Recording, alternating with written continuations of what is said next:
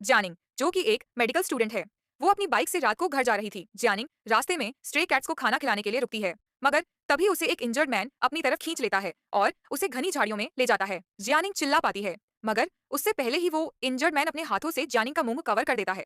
मगर तभी जियानिंग देखती है कि कुछ गुंडे उस इंजर्ड मैन के पीछे पड़े होते हैं।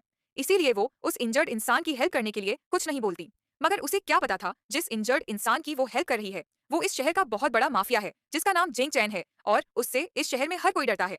जिंग चैन किसी डील के लिए बाहर गया था, मगर उसको अकेला देख के उसके पार्टनर ने उसे धोखा दे दिया था और उसके एनिमीज के साथ मिलकर के उस पे अटैक कर दिया था।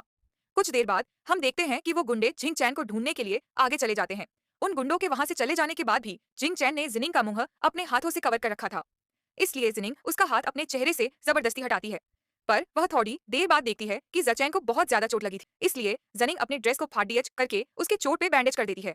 यह देख के जंक्शन उसे बोलती है कि तुम मुझे बचा क्यों रही हो। फिर जियानिंग उसे बोलती है कि आज तुम काफी लकी हो, तुम मेरे से टकराए, मैं एक मेडिकल स्टूडेंट हूँ। जियानिंग झिंगच के हाथों में बैंडेज बांध के वहां से जा ही रही होती है, मगर तुरंत ही झिंगच जियानिंग का हाथ पकड़ के उसे अपनी तरफ खींच लेते हैं, क्योंकि वहां पे वो गुंडे वापस आ जाते हैं और इससे पहले वो गुंडे जिंगचैन को देखे जिंगचिंग जियानिंग को किस कर देते हैं।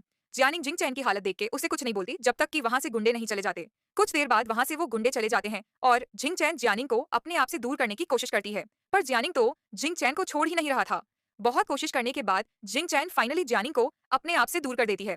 फिर जियानिंग जिंग चैन को गुस्से में थप्पड़ मार करके वहां से भाग जाती है।